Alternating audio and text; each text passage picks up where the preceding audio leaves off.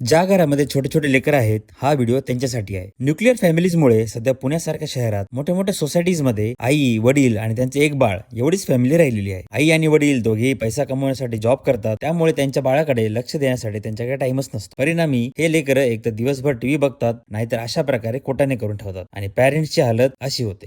अरे ओजू, भिंतीवर नाही लिहू बेटा, बुक्सवर लिहायचं असतं ना. अरे न्या बघ ना यार तिच्याकडे जरा, काय तू जरा बी लक्ष देत नाही यार.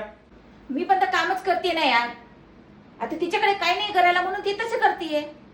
जॉब करणं तर महत्वाचं आहेच, पण आपल्या लेकरावर लक्ष देणंही तेवढंच महत्वाचं आहे. म्हणून मी शोधून काढलाय एक जबरदस्त उपाय, ज्यामुळे ओजस्वीचा अभ्यास तर होईलच आणि टीव्ही बघणे, भिंती खराब करणे यासारख्या गोष्टीही टाळता येईल. शॉप इंडिया ही एक अशी वेबसाईट आहे ज्यावर जवळपास सगळ्याच रिजनल लँग्वेज मध्ये कॉम्बोज अवेलेबल आहेत आणि मी ऑर्डर केला आहे मराठी लर्निंग कॉम्बो. ऑर्डर करताच 2 ते 3 दिवसात हा कॉम्बो डिलिव्हर पण झाला. या कॉम्बो मध्ये आहे 4 मॅजिकल बुक्स. पहिला आहे हा मराठी भाषेतील बुक, ज्यामध्ये संपूर्ण बाराखडी, मराठी अंक, आठवड्यातील दिवस, मराठी महिने आणि बरेच काही. दुसरा आहे हा रियुजेबल ब्लँक नोटबुक, ज्यावर तुम्ही काहीही करू शकता. तिसरा आणि चौथा आहे इंग्लिश आणि मॅथमॅटिक्सचे बुक्स. ओजस्वीला हा सरप्राईज तर खूपच आवडला आहे. हे बुक्स बघताच नेहा आणि ओजस्वी अभ्यास करायला बसले. हे बुक्स कितीही खराब करू द्या, घाबरायचं काहीच काम नाही. बस कोणताही कपडा थोडासा ओला करून घ्या आणि थोडंसं पुसलं की तुमचं नोटबुक एकदम नवीन आहे. की नाही मॅजिक? शॉप इंडियावर रिजनल लँग्वेज मध्ये कॉम्बोज अवेलेबल आहेत, ज्यामुळे आपल्या मातृभाषेत शिकायला तर भेटतच, पण मुलंही एंगेज राहतात. प्रॅक्टिस साठी एवढं काही आहे की मुलांची अभ्यास करण्याची आवड आणि हँड रायटिंग दोन्ही इम्प्रूव्ह होईल. आम्हाला तर हा कॉम्बो खूपच आवडलाय. बघा कशी निवांत बसली आहे नेहा. जर तुम्हालाही हा कॉम्बो पाहिजे असेल तर आत्ताच व्हिजिट करा शॉप इंडियाच्या प्रोफाईलला किंवा वेबसाईटला आणि ऑर्डर करा तुमच्या आवडतीचा कॉम्बो. खरंच थँक्स टू शॉप इंडिया एवढा चांगला उपक्रम चालू केल्याबद्दल. व्हिडिओ आवडला असेल तर फॉलो आणि लाईक करून नक्की जा.